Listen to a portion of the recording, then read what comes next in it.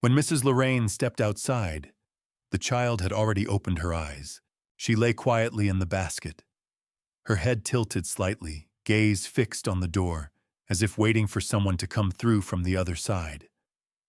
There was no crying, no sudden movement. Just a pair of calm, alert eyes that made Mrs. Lorraine pause for a moment. A faint, purple mark stretched from the girl's left temple to the edge of her mouth. It was uneven but deep and unmistakable, like something etched in long before she was born. "You knew I'd open the door, didn't you?" Lorraine asked softly, though mostly to herself. The basket was cold. The cloth wrapped around the child was cold. Maybe she'd been left there for hours, or maybe that morning had simply been colder than the rest of the month. But the warmth in that gaze hadn't faded. It didn't look like she was waiting to be rescued, only that she was observing, holding on to what might be her first memory, or her last. Mrs. Lorraine had done this work for nearly 30 years. She knew this kind of silent farewell too well. Sometimes it came as a duffel bag, sometimes a letter or a blocked phone call. This time it was a baby in a woven basket wrapped in an old blanket, eyes that refused to look away. There was no name, no note, no papers. On the intake form she wrote Leona, female, estimated to be a few days old. The name came to her in a quiet flash, perhaps inspired by the single beam of sunlight that broke through the hallway window, casting a soft glow on the baby's face. Leona was placed in the last room at the far end of the west hallway. That room was always colder, damper than the rest. The paint peeled from the walls, the window frame was crooked, and the wooden floor creaked beneath every step. Children who were assigned there rarely stayed for more than a week. No one ever explained why. When asked, they would lower their heads. A few murmured, "She keeps looking," even when it's dark. Adults usually dismissed such things as made up, but Mrs. Lorraine paid attention. Each time she walked past the door to Leona's room remained slightly ajar. Light from the hallway slipped through the crack and fell across the crib. Leona would be lying there, staring out, eyes wide open, not dreamy, not empty, just watching. Lorraine told no one, but one afternoon as she was organizing her desk, she scribbled something faintly along the edge of her notebook. That gaze isn't a question, it's an understanding. Leona never screamed when hungry. She slept often, rarely cried. Still, people remembered her, not for anything she did, but for the strange sensation of being watched, even after they had walked past her door. Leona grew up in rooms most children didn't want to stay in. Wellington House welcomed dozens of children each year, but most left quickly, some returned to relatives. Others were adopted, and a few acted out just to be noticed. Leona wasn't like them. She seemed to understand that some doors only opened for those who waited quietly beside them. At 3, she could put on her own shoes. At 4, her toys were always more neatly arranged than any adult could manage. No one taught her. No one stood over her. But whenever someone entered her room, everything was in its place, like she had just passed through and set things right according to her own quiet logic. Mrs. Lorraine kept an eye on her more than she did the others, though she never admitted it out loud. She added a soft blanket to Leona's crib when the weather turned. If there were leftovers from the kitchen, she quietly saved a portion for the girl. No one asked her to. But every time she looked into Leona's eyes, something softened inside her, as if she were trying to mend a fracture that didn't have a name. Leona never sat in the center of the playground. She always chose a sunlit corner, bright enough to see the pages of a book, but distant enough to be left alone. She wasn't avoiding anyone. She just didn't push herself into the circle. The others never called her over, but they often glanced her way, uncertain why. There was something about how she sat, how she turned each page that made people pause. It was like she moved at a different tempo, not slower, just deeper. At 5, she asked Mrs. Lorraine, Why doesn't the mark on my cheek look like anyone else's? Lorraine almost gave the usual response, something about everyone being special, something about beauty and differences, but stopped. Leona's gaze didn't ask for reassurance. It asked for truth. So Lorraine simply placed a hand on her shoulder and said, "Some things exist, so the world learns to look a little longer." Leona nodded as if she'd already known. By 6, she was sounding out words on her own. Lorraine once caught her studying the fine print under Cookie Tin's eyes, tracing the letters slowly. She didn't read aloud, didn't show off. She did it like someone breathing or folding her hands before sleep. Later, people would say she learned to read before she could write. They were right. Leona learned from jar labels, torn flyers, old books, and letters that slipped from adult coat pockets. She never asked for them. She just stored the words away like small clues toward something no one had taught her to name. A new staff member once asked Lorraine, "Is that girl?" Normal Lorraine's answer was simple. She sees more clearly than most grown-ups. Years later, that staff member would still remember it. Because even on their last day at Wellington House, they swore they could feel Leona's gaze trailing behind them, not judging, just remembering. By 8, she could help the younger kids tidy their beds, fold scarves, and comfort new arrivals just by pointing out a patch of light on the wall. She didn't speak much, but when she placed a hand on another child's shoulder, something in them settled. It was like she touched a kind of calm they hadn't known they were missing. Lorraine began adjusting her shift schedule to pass by Leona's room each evening. Not out of worry, out of peace. Because every time she saw the girl sitting by the window, hands wrapped around an old book, eyes following the sway of the maple tree outside, she was reminded that the world still had space for children who didn't need noise to grow. That spring, when Leona turned 11, a man came to Wellington House with a box of old books. He moved slowly through the morning fog, wearing a heavy wool coat, though the air wasn't cold. Mrs. Lorraine opened the door and remembered his face clearly, thin, pale, and strangely calm, as if he had nothing to protect or hide. He introduced himself as Samuel Hartley, said he lived nearby and thought the children might enjoy some books. Inside the box were faded paperbacks with cracked spines neatly packed alongside a few personal things, wool mittens, a cotton scarf, a small brass telescope. He didn't stay to explain, just set the box down and turned to go. But something on the staircase made him stop. At the bottom step sat a girl with wind-blown hair and quiet eyes. She held a thin leather notebook on her lap. Her gaze was steady, not curious, not startled, just present. And on her left cheek, a faint purple mark stretched downward like a forgotten brushstroke.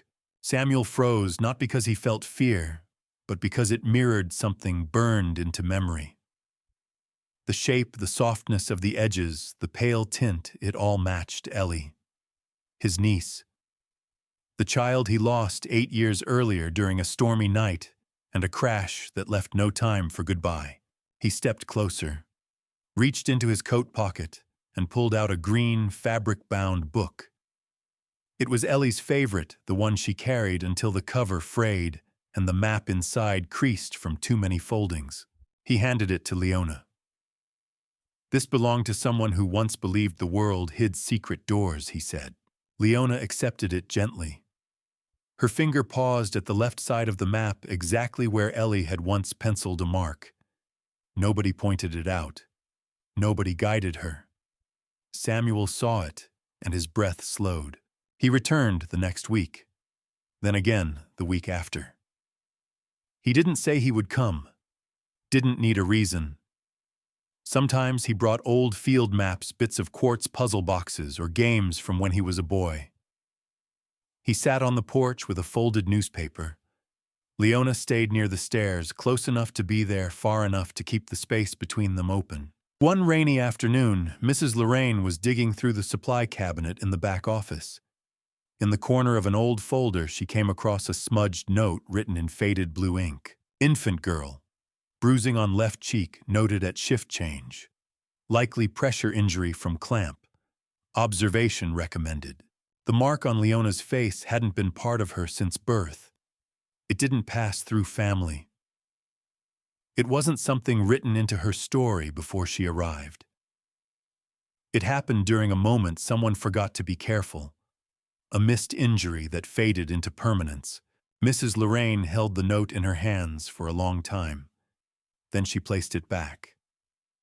Not to cover it up, but because she knew some truths only serve to ease adult guilt while placing unnecessary weight on children who've already carried too much. On another evening, as Samuel was preparing to leave, he paused, looked at Leona and asked, "Have you ever felt like you were sent back?" She didn't answer, but her eyes met his with a kind of stillness that didn't wait for anything more. That look didn't search. It stayed. 3 days later, Samuel filed the adoption papers. No special instructions, no further notes. Under the section for reason, he wrote only, "I think I was meant to be seen again." That summer afternoon, as Leona stepped through the front gate with her hand tucked into his, Mrs. Lorraine stood at the threshold. Her eyes blurred not from sorrow, but from something quieter. For the first time, she saw a child leave not just with a suitcase, but with a gaze that finally had somewhere to land. In the fall, when Leona was 14, it rained most afternoons. Samuel's house, tucked between 2 rows of birch trees, held the smell of wet wood and fallen leaves. The roof creaked softly. The windows blurred with condensation. Inside, life moved like a second hand, slow, even hushed. Leona had grown into the rhythm. She spent mornings organizing old books in the attic, afternoons rinsing dishes in cool water, evenings rereading lines from the notebook Samuel once gave her. He rarely asked questions. Dinner was always just the 2 of them, quiet exchanges about a neighbor's dog or a book he'd picked up again after 20 years. But his eyes, when resting on her, always carried something unfinished, like he was listening for a truth that had yet to find its shape. One morning, Samuel returned from the post office with a paper bag of books. Tucked among the worn pages, Leona found an envelope. The paper was thin, the color faded, the handwriting round and careful. It was signed Harriet. Inside, just a few lines. "I'm your mother's sister. Back then, our family told her to let you go. They feared the mark on your face. And maybe more than that, they feared the way you looked at the world. But last year I saw you on a televised education segment. It wasn't the birthmark that stood out, it was the way you listened. I realized I had once feared something that didn't need to be feared. And you've grown without needing anyone to explain who you are. I just wanted you to know." I remember. Leona folded the letter carefully and placed it in an old wooden box upstairs, next to the map book Samuel had given her years ago. That night, as the lamp cast just enough light to catch the edge of his cheek, she handed the letter to him. He didn't read it aloud, just skimmed it slowly, then gave a soft nod as if the contents weren't new. A week later, she returned to Wellington House. The iron gate was rusted as ever. Moss speckled the brick path. Mrs. Lorraine was out front, adjusting a plastic chair under the sun. When she saw Leona, she paused wordless before quietly inviting her in. They sat in the room where Leona had spent her earliest years. The walls had been painted over once, but in the corners the old layer still showed through. Leona asked, "Was the mark a mistake?" Mrs. Lorraine leaned back, reached into an old folder and pulled out a thin sheet of paper. Its edges curled, the ink faded and smeared in parts. The note read, "Infant girl, bruising on left cheek during shift handoff. Suspected clamp error." She placed the paper on the table and tapped its edge gently as if saying goodbye. "I read that line 3 times before I put it away," she said. "I told myself, if someone ever came along and loved you the way you deserved, they'd see you through that mark. But if they needed a flawless child to feel worthy of being a parent, then no piece of paper would change a thing. Leona didn't touch the note. She studied it like one might study a shadow that had followed them for years, now dimmer, not because it vanished, but because the light had grown stronger. "I always thought it was part of me," she said quietly. "But now I think it was something someone left behind. I just decided to carry it." Mrs. Lorraine gently squeezed her shoulder. "It doesn't need to be erased," she said. "It only ever needed one person to see it and stay." That evening, Leona wrote a short letter back to Harriet. She didn't use the word forgive. She didn't ask why. The letter held only one line. "I never waited for anyone to return, but I always noticed who left something behind." The next morning, while Samuel sliced bread for breakfast, Leona spoke. "If I could choose again, I'd still keep the mark." He paused, set the knife aside, and turned to face her. He didn't ask why. She answered before he had the chance, "Because now it belongs to me. Not because I was born with it, but because I chose to stay with it." The winter Leona turned 24, Samuel began to sleep later and longer. The mornings grew quieter. No scent of toasted bread, no gentle sound of spoons against ceramic. Lights remained on in the house, but no one opened a door until nearly mid-morning. Leona didn't panic. She didn't anticipate the worst. Instead, she kept to a quiet rhythm, reading beside his bed, sharing stories from the library, and letters of thanks from places her new program had reached. It was a remote learning initiative for children with visible marks, something once considered a flaw, now a point of connection. Though Samuel was often drowsy, his gaze stayed present. Even half awake, it felt like he still heard every word. One afternoon, as the first snow of the season settled softly outside, Leona sat reading beside him.